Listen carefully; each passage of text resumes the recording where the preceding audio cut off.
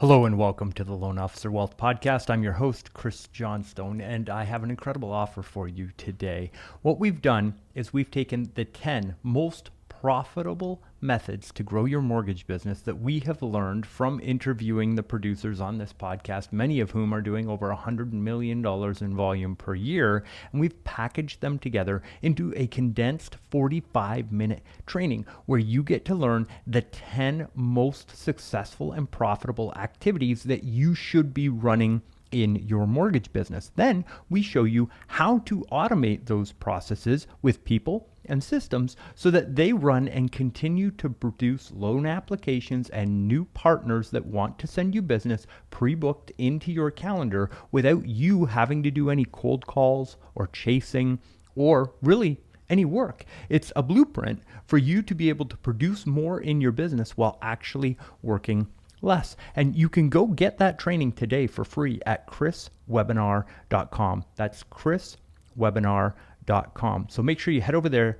today, grab that training for free, and make sure that you watch it, because the sooner you get started on implementing these strategies, the sooner you can see results and continue to grow your mortgage business. Thank you again for being here with us for this episode, and enjoy another one on the Loan Officer Wealth Podcast. Hello, everybody. Welcome back to a very special episode of the Loan Officer Wealth Podcast. Today, we have Andrew Pawlak with us from leadPops. Andrew, thank you so much for being on the show. Chris, my pleasure. Like we were saying, this probably took a little too long, but great for us to finally connect and have a chat. Absolutely. So for all of our listeners that might not be aware of leadPops or yourself, would you mind giving us just like a brief story of how you got into the industry, how you started leadPops, and what that journey looked like? Yeah, I will try to compress it to 30 seconds if I can do it. But I got into the space in 2004. I got a job at a real estate website company. It was one of the fastest growing companies in San Diego at the time. It was exciting. I didn't go to school. Dad told me that I needed to get into sales if I wanted to make something of myself. So I took that seriously because it was like my only choice. So and I got really passionate about it, right? So I got into sales and I started cold calling realtors 100 to 200 dials a day. And I never had cold called. I'd never really sold anything other than golf balls. Growing up on a golf course, and I had no idea what realtors did or had no idea about the industry. So it was just totally brand new stuff. It was exciting, selling websites at a time where, this was some pretty rudimentary technology in 2004, but some pretty cool stuff actually existed back then that isn't all that different from what I'm still seeing in the industry today. So got into sales, took it seriously, got pretty good at it, realized I didn't believe in what I was selling, and that mattered a lot to me. I wanted to have, confidence and feel good about my conversations with people. And I had ideas for how to make a better product, at least I thought. And I got this bug to build a business. I saw what this company had done, and, they had 15,000 realtors on the platform at the time. And, Wow. it was just, and the space, obviously, with a million plus realtors, even then, I just saw the opportunity and I thought, hey, I can build a better product. I know I can sell it, so I can, build something and sell it for myself. So I got into my own company. I co-founded at it was 2006. It's called 220 Marketing. So they still exist today. And we got it off the ground. It was a relatively successful venture, and it really occurred to me early on that leads mattered a lot. Like, what's the point of all of it? Like doing SEO and pay-per-click and all this stuff that to push traffic. If you're not converting that traffic, what good is any of it, right? Realtors can't sell houses to clicks. Mortgage folks can't refinance clicks. Like, you got to be able to convert. So I got really interested in that experience and how to optimize that specific part of the process. My partner didn't agree that mattered a whole lot. He had different ideas on the direction to take the company. His uncle funded the company. So if someone was going to go, it was me. And I said, I'm going to go build this idea I have for leadPops to create a better capture process and a better mechanism for loan officers and realtors to generate their own leads. It was based on what I saw LendingTree doing, and Lower My Bills was another big company, especially at that time, that had a lot of success in lead gen. And I saw this process that they were using with all of their marketing, everything that you would click on, whether it was a banner ad, an email, a pay-per-click, link, everything that they did was driving you to these interactive kind of gamified fun lead capture forms. And I thought, that's a product. Someone needs to bring that to the loan officer community and to real estate agents, insurance agents. I mean, I could give you probably 15 different verticals where that same exact approach to asking for information and kind of collecting data works a lot better than just your general contact form or a loan application or whatever typically LOs are trying to use to capture and create relationships online is really what it all comes down to. It's like, hey, I want to just connect you to the consumer. We got to make it really easy for that consumer when they find you, whether they're watching a video, seeing you on social media, whatever it might be, to kind of bridge that gap to get them to provide you with some information so you can get them on the phone and build a relationship. So we built that product early on. We had a couple success stories. The target market we created the tool for just didn't really, I'd say early on they weren't ready for it, or I didn't know how to sell it to them. I got on the phone, I was cold calling, and I got very little reaction to our product and very few signups. It was just me on the phone, mind you. I didn't have a lot of data. Yeah. But so we pivoted, ended up partnering with Zillow. We helped them rebuild their mortgage marketplace. We helped Bankrate do some work with their mortgage rate table. They were a big client of ours for about 3 years. Reintroduced the product in 2018 to the mortgage market, and everything was very different at that time. Like we had the Zillow and the Bankrate success story. The market had matured, I think, a lot towards marketing and lead gen and digital and social and all that stuff. So conversations were completely different in 2018. And I would say the company we are today is very similar to kind of what we started to become in 2018. So we do lead gen as a product. It's a software product offering. We do websites, and then we do marketing to help drive traffic and put it all together. So That is tried to do it in 30 seconds. Took me 5 minutes. Sorry about that. That's okay. But an incredible entrepreneurial journey for just 5 minutes. Like, to be able to have the passion and the vision to be able to make that leap. Like, there's a lot of people that, once you're comfortable and you're doing okay, it's really hard to make that pivot and say, you know what, I believe in this vision and I'm going to go after it. So kudos on that. Thank you. Yeah, thanks. It's been fun. And they always say that the journey is this whole, that's the adventure. It's not like the end of it, because, this whole thing has been so much learning. And I mean, it's been a decade now. So, right. It's definitely my little overnight success story. Took a little bit to turn into something. So, and it's still got a lot of work to do. So it's like, haven't figured it all out by any stretch of the imagination. So Onward and upward. So we're going through a pretty heavy pivot in the mortgage industry right now. There have been, take us back a year, and there was so much refinance business that our biggest problem was we didn't have enough processors to be able to bring in the mortgages and actually fund them. And market dynamics today completely changed with rates going up, refinances not being as plentiful. So what are you seeing as your clients that are out there? Where are they seeing success? Is it purchase business? Is it still refinance? What are you seeing working right now? Well, I think it'd be industry, that's not my insight or anything special that I would say that I'm seeing. It's really clients getting back to purchase, and some clients that never neglected it, I think, are in a better spot than those who jumped on the refi wagon and just kind of didn't really burn bridges, but just abandoned all else. And, the getting was hot, so they got it while it was. And then there was oh no, it's dried up. Now I got to kind of go back to maybe some of the agents I've not even reached out to in many months. And now I'm coming back with kind of hat in hand and trying to warm them up again, but they've likely in many situations moved on because somebody else moved in while you were kind of you were away, let's say, while you were wintering somewhere else. So so the purchase stuff, obviously, cash out refinance, I think there's still a big market there, and there's some activity with some clients that are savvier with some of their tactics to go after that market and that audience. HELOC is something I'm seeing obviously popping up. Renovation loans, folks trying to do more with home improvements and using that angle to say, hey, maybe your house isn't ready yet, but with a little bit of work and some different creative loan programs that exist, this could be another niche to kind of move into. So some of that activity, definitely seeing a lot on the broker side. That's getting very aggressive, some of the stuff you're seeing between recruiting and brokers and retail, and some of that stuff that's happening is causing a shift, I think, in where where folks are taking their business and their operation. So yeah, I would say that's kind of the exposure we're seeing, and the differences between now and obviously a year ago are pretty stark. So Absolutely. marketing matters more than ever now, right? So we couldn't take on more business last year, and now it's like, where's my next deal coming from? So that roller coaster in the industry seems to still be something people, I don't know, they get caught off guard by. I don't know how, but we're here trying to keep a level head and consistency for our clients. It's time to reinvest some of those profits from the good times back into advertising to keep that train moving for sure. Yeah. So this will probably be a two-part, maybe a three-part question, but we'll talk about traffic and then we'll talk about conversion and how leadPops really helps convert that traffic into leads. But so we saw in the Facebook marketplace, Facebook and Instagram, we had the whole iOS pixel thing.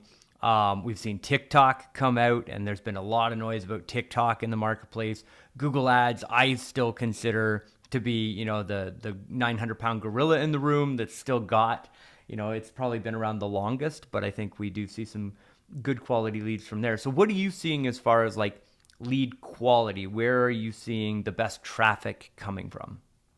Yeah, that's one of the most important questions is who's your audience, who are you getting to interact with your stuff, different, you mentioned Google versus Facebook, and the person doing the Google search, typing in the keywords, right? It's a completely different type of consumer than the person we're just kind of showing up because we targeted them, and it's the opposite. They're typing in stuff that indicates, and in some cases, with your keyword selection, obviously, it's there's more intent behind the search that they're doing. So Google has always been a better quality lead play. It's priced at a spot where a lot of LOs just don't, at least in my experience, don't feel comfortable playing in an arena where it's like minimum 2-3 grand a month, and you're still hardly going to get a whole lot from that in terms of the amount of clicks that you need to get the amount of leads that you need to have, the amount of conversations you need to have to close a loan, right? Right. So it's this whole buildup that needs to happen for one deal to kind of spit out the other end of it. It's just all, you have a lot less to work with in Google, but you have a higher quality lead. So some LOs don't have the stomach to say, hey, could you go 90 days and spend 10 grand just to maybe break even at the end of that, and then for it to start to build and turn into something. That's just a conversation that we try to have up front to figure out what's the best traffic source or what's the best suggestion we can make. Most loan officers are a lot more comfortable investing in Facebook because $500 a month, $1,000 a month, you can do something with that, whereas you can't with Google, right? But quality is then a challenge, right? So how are we targeting the right types of consumers? The whole experience front to back. What are you doing with leads that come in that maybe aren't ready yet? What's your follow-up look like? What's your text message sequence? All that stuff matters a lot. We find a lot of LOs are not prepared for really what it takes to work the leads. So we try to integrate with the right tools, the right systems, the right solutions that exist for lead follow-up, whether it's an appointment setting service or a tool or technology that does a good job of following up with the leads. Unfortunately, there aren't many out there that we feel do a great job of that part of the process. So, we see clients doing some interesting things with like Go High Level, and some Bonzo is something we're fans of. But there's this whole thing like you get the lead and then what, right? Yep. And we find that clients are excited about leads for like a day or two, and then they're like, wait, these leads aren't closing. And it's and they'll admit openly in many cases, oh, I didn't even call half of them back. I've been busy. Yeah. So it's our responsibility as the partner, as the advisors, to make sure we're setting our clients up for success and not even letting them go live until the right pieces on the back end are set up. So I don't know if I answered your question, but just comparing Facebook and Google, and no matter what your traffic source is, having the back end processes and mechanisms and understanding of how to work those leads, what to say, referring those leads out every time you have a chance to other referral partners, so you can really maximize that contact and that relationship. And even if it's not a loan for you, it could be a referral for some other partner, whether be a realtor, which is the obvious go-to, but I'm always encouraging clients to ask probing questions. Who else might they need that maybe it's not you right now, but it's another referral partner that could be sending you customers. Like, openly look for those opportunities, because hey, that one referral to this new financial advisor or whatever it might be can turn into a new referral source for you in the future. So, kind of maximizing those opportunities. And then one more thing that I'll say, which is a big one for us, is always tying these pieces together and knowing that, hey, you're running Facebook ads, make sure your website and some of the other stuff you've got are dialed in, because people click on your Facebook. A lot of times they see you, they go and Google you, they look you up. And if they end up on your website, but your website's not dialed in, there was an opportunity that happened there that came from your Facebook ads that could have turned into a lead through your website, but it didn't, simply because your website's not dialed in. It's not optimized for conversion. So the fact that these things are all kind of interconnected, we find a lot of LOs when we share that and we kind of, paint that picture for them. It's like the, oh, duh, aha moment type thing. But instinctively, they kind of feel like a lot of times these things are not connected. Like, oh, this is my Facebook. What's my website have to do with that? I'm not concerned. I don't push people to my website. I don't care about that. That's not what I use it for. I'm trying to run Facebook. So talk to me about that. And it's like, well, let's stop for a second, because all these things talk to each other. They work together, either for you or against you. And as far as lead quality, website leads are some of the best leads we get in terms of lead to closing rate. It's someone who's already probably looking for you. They've heard about you. Oftentimes these are referrals that clients don't get this piece, which I think is so critical. Someone comes to your website and then they'll find that, oh, wow, so you came from Sonia, my realtor? I would have never thought. I thought all my realtor referrals just call me and they're ready to do a loan app. I never thought that, oh, some of those people get my business card or my realtor talks about me, and then they Google me, and then they look me up, and then they find me, and now they're on my website, and they turned into a website lead. And if I hadn't asked, where did you come from, I wouldn't have even known that, whoa, that lead that came through my website's actually a referral from my real estate agent. But because my website's built for lead generation and conversion, referrals that I'm getting are actually turning into at least 1, 2, 3 leads a month, maybe, or a week from my website, that I didn't understand that there's that connection there. And this is happening kind of behind the scenes, so this attribution thing is always a challenge of people really understanding, where did that lead come from? They always want to attribute it to the last click or what kind of channel the person came from, but without really understanding, like, oh, so the first time you really saw me was on Facebook, and then you Googled me, then you found my website, and then you saw that I have like 75 5-star reviews. So that created more confidence. And then you clicked onto my website and you were just ready to fill not a loan app, because they're not going to do a loan app when they've never spoken with you, but you were open and ready to fill out my lead form, because my lead form did a really good job of asking questions and kind of pulling you into my process. And before you knew it, now I've got you on the phone and we're talking, and wonderful, right? Absolutely. So that whole journey of that, people don't I feel like they just feel like it's all kind of disconnected, and they don't understand how it kind of plays in, so we try to do our best to educate LOs on how this all kind of works, so they understand the full picture of why all of it is important to have dialed in.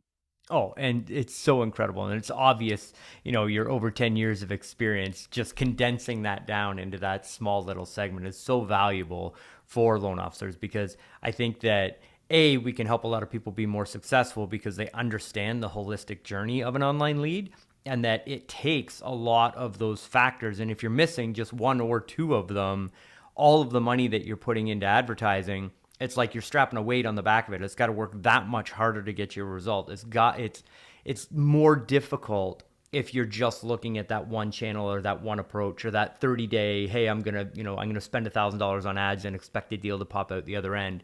You do have to look at the whole journey of things. And I think you and I can have a really interesting conversation about the journey that happens after that lead comes in and the conversion of that lead. But looking at what you're doing up front, as far as looking at all the different channels and really finding the right approach to traffic for the client and making sure that they're there, is it's incredibly valuable. So for those of you listening, that segment right there might be worth going back and listening to again, and then going back and spending the time, the 10 to 15 minutes that it takes you to look at your Facebook, look at your LinkedIn, look at your website, look at your profiles. Does it match? If you were a consumer and you got your name from a realtor and you did the online research on Google, What's that path going to look like? Can they find Google reviews? Can they find your Facebook? Can they find that? And they get there. Is there content? Are you seen as an expert? That sort of thing. So, Andrew, that was incredibly valuable. One more question about traffic, because I'm noticing in the mortgage space that we are seeing people become more mature about being the mayor of their digital local environment. And let's say investing in video marketing, investing in not just like, okay, I'm going to pay some company to do social media posts for me and we're going to post pictures of cats on Mondays and, pick them up on Thursdays and that sort of thing. But like actually investing in, I'm going to get in front of the camera. I'm going to make my own content. I'm going to interview realtors. So those clients of yours that are leaning in on that digital media, are you seeing a better response from the amount of leads that they're able to generate and the quality of the leads that come through their funnels? It's absolute. There's a big difference in the trust or the credibility that is kind of established when you're doing that activity. When people find you and they look you up, they're a lot more ready to go. There's a lot less uncertainty or skepticism, or I gotta like continue to kind of do my research on this person when I find them. It's just like that trust already kind of exists. They almost feel like they already know you as a result of it. So when the time is right, you still gotta quote unquote capture them. I know these words have kind of a negative connotation and out there, but in my world, it's just, hey, we got to engage, right? We got to make sure that just because they see you and they see you a lot and they feel comfortable with you, that's not a slam dunk. It doesn't mean they're just going to call you up and do a loan app when the time is right. We still need to make sure that we're capturing their information strategically. So obviously, if they're going to call, they're going to call. If they're going to text, let's make that available to them. But when they start, moving towards the process, and if their only option is that loan application, still we're pushing people away, so we're not getting the most out of it. So I think there's another tendency to kind of look at branding and lead gen, and there's this almost like a feud between which one's better and which one matters more, and it's like they both matter a lot and they both complement each other. Yes. Your lead gen will work better when your branding's on point and people know and trust and recognize you as an authority.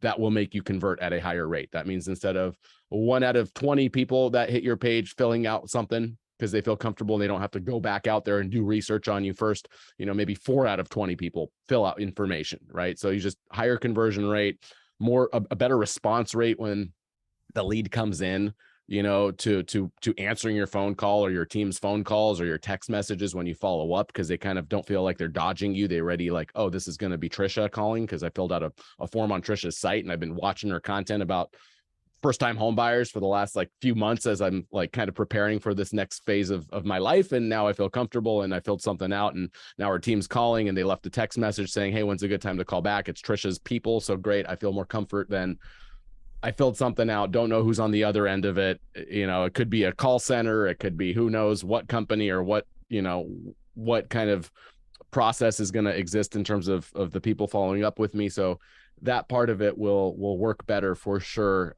Capturing more leads, getting higher lead to contact rates and application rates will all work better if your branding is on point and you're creating that kind of content. So absolutely, that has a big impact, I think, on everything. Awesome. So, and those are the found dollars. That conversion piece of people getting to your website. If you can turn, 1 out of 20 into 4 out of 20, well, you just quadrupled your marketing budget for the same amount of leads. You don't have to spend more. You get that many more leads, and arguably a better quality lead by taking them through the process. So, at leadPops, you guys have been, almost a decade in. Somebody comes to the website from a traffic source. Could be social media, could be Google, could be whatever, could be referrals. They come to the site. That capture ratio of the number of people that fill out their contact information, raise their hand and say, I'm a lead. I'm not a contact, I'm not an appointment, but I'm an opportunity, right? So what do you do at leadPops that really changes that dynamic from like a standard, let's say, corporate website that they get from a company that they work with to a leadPops experience? How do you increase that conversion ratio, and what should people be looking for on their websites? Yeah. So this is, I'll try to condense this thing down as well. So first off, having a website versus a page on somebody else's website, it's the first step, right? So, you know, and I encourage clients to do this all the time. Anyone listening, Google yourself, see what comes up. Like that. So often people feel like, oh, I've got it all dialed in. And then you Google them, I can't even find you. Right. Or, you know, none of what comes up is owned by you. It's all Mhm. stuff somebody else owns. It's a LinkedIn, it's a Yelp, it's a Zillow Zillow. page, it's Yeah. a page on your corporate website with a big fat button that says find a loan officer right in the corner. So I'm literally one click away from looking at everybody else in your company. Like all these things are working against you. And it's like we've created so much friction and so many roadblocks and so many obstacles for this consumer to end up talking to you that, you know, our approach is you have to own a little piece of the internet, even if it's just your own domain name on a website where every little piece of that website you are in control of. No matter what comes through, it's going to you. It's not getting routed to a call center, a round robin to any other loan officer. Like you get that lead instantly as soon as it comes through. When someone Googles you, uh, your own website is the first listing. Hopefully, some of these corporate websites are kind of hard to overtake. So they Yeah. might be a little bit more powerful because it's a giant corporate website with 3,000 loan officers listed and you've got a page on there. So that might still come up as number one, but there's oftentimes we find that a well done website will outrank that even the corporate website. So, you know, that listing at the top matters, whether it's number one or number two or number three. It's interesting when you look at the click-through rate percentages of, you know, search engine results 1 through 10 and the drop off that occurs every time you drop a rank in terms of how much traffic you can expect and how many clicks you can expect to get when you're number 2 versus number 7, right? And it's Yep. obvious, but it's just kind of interesting when you see the breakdown of possible clicks you might get for any search term. So owning that stuff's important. Getting traffic to come to something you control. You know, if I Google you and Zillow's page is the first thing that comes up, that's obviously not a good thing, right? Yeah. Zillow pops up. Now you've got all these other distractions and a company that's actively selling consumer data, right? Coming up Yeah. for your search phrase, you know, that's not good. So owning that ranking, coming up in the first spot organically. Ideally, you know, if you've got a good amount of search volume and it's your own company, you'll also find companies like Quicken Loans and others targeting you and anything related to mortgage in a broad match kind of search targeting effort. So, you know, looking at place organically, yes, and maybe on top of that, consider running Google ads for your own or your own keywords, at least your own branded keywords might make Oh, yeah. sense. So now you're listed at the very top in the ad, and then the first organic ranking is you. Now you've just pushed everything down that much further. These are all good Yes. things, right? So taking up as much of that first page as possible with things that you control is great. If you've got a blog, if you've got your own personally branded website, like now all of a sudden out of the top 10 results, you might be taking up 3, 4, 5 spots. And then LinkedIn pops up and then Zillow is, you know, and you've pushed all this stuff down. That is all good because all these companies are trying to basically steal your clients from you in some way, shape, or form, whether it's with ads placed for your competitors on their page or in many cases just straight selling leads and targeting keywords that you want to go after. So all that stuff, right, is just that's even the first step to even get them to your site. And then once they get to your site, just understanding that good content, you know, branding you as the loan officer, as the expert is really important. So it's not like, oh, there's just the company's logo and you're lost in a sea of 200 loan officers that are at that company, right? So Yeah. even if it's your, you know, your strength is the fact that you're part of this larger company, powered by, and having your own kind of personally branded kind of setup, I think is definitely a if your company allows it, you know, and they let you do kind of a DBA or at least some sort of a powered by this team, and it's like your own kind of logo and branding built into that. That's a good approach.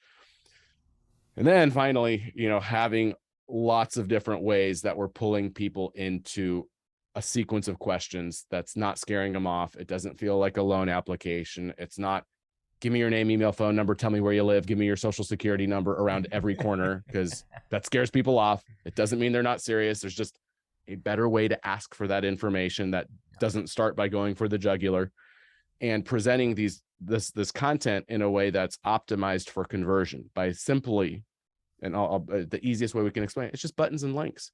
Yeah. Strategically place buttons and links throughout the content that say, see if you're eligible, find out if you qualify, Yeah. you know, get pre-approved, calculate my savings, find out how much I can afford.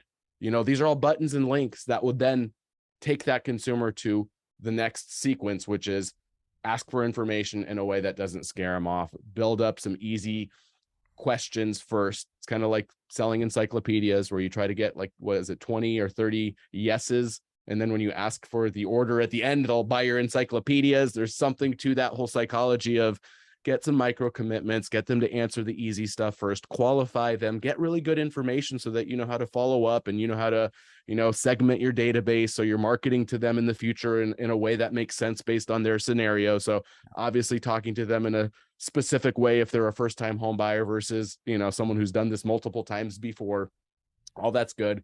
Collect that data in the process that's easy and make that accessible throughout your content. So as I'm reading, every paragraph or a couple paragraphs in the sidebar, in the content, there's a nested link that says, see if you qualify, find out if you can afford a home, things like that, that then pull people into a question and answer sequence will just make everything you're doing work better. And it's the same playbook all these big lead gen companies use. They just sell leads, and we don't like that. And we say, hey, just mimic some of that same approach, because the way they engage makes sense a lot of times. I don't like that they're selling the consumer lead, because I think that sucks for the industry and for the consumer in general.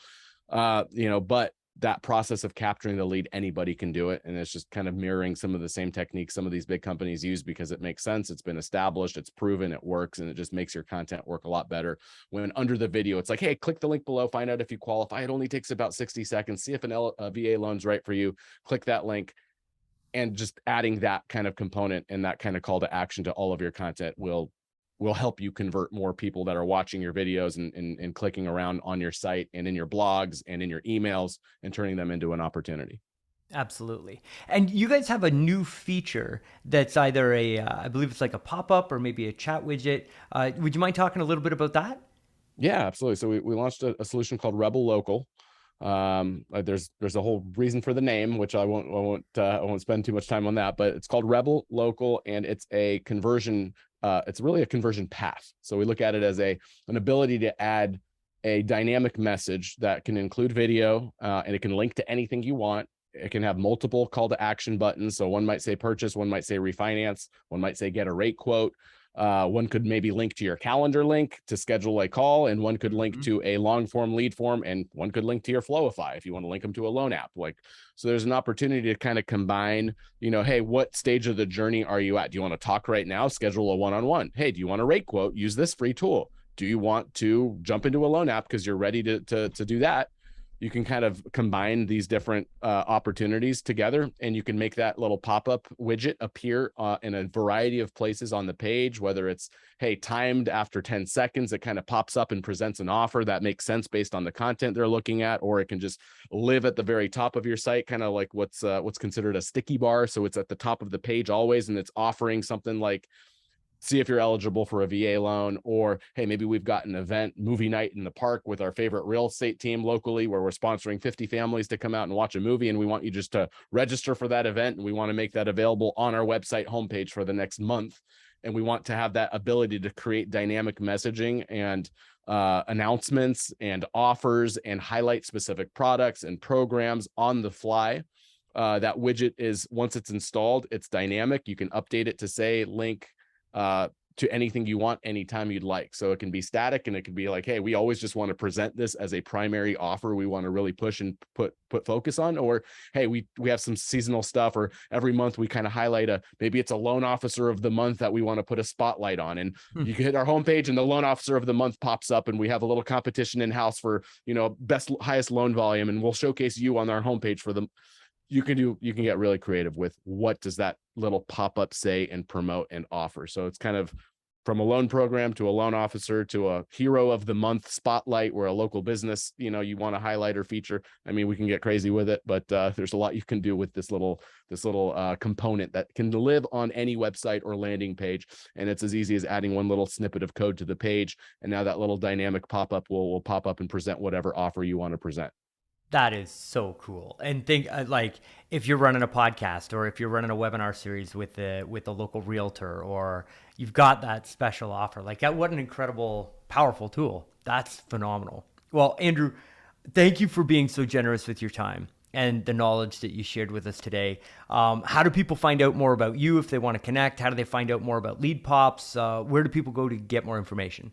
Yeah, absolutely. So leadpops.com has everything you need to know about us. And on that site, there is several different places that we make it very easy for you to, if you want to talk to us, if you want to get a digital marketing assessment, you want to get a scorecard and talk to our team about your opportunities. What we look at when we look at you and Google you online and get kind of an assessment, absolutely free, no obligation. It's a lot of great information, not just a sales pitch. Clients walk away all the time saying that was a very valuable phone call, just the time that we spend kind of going through that information with you.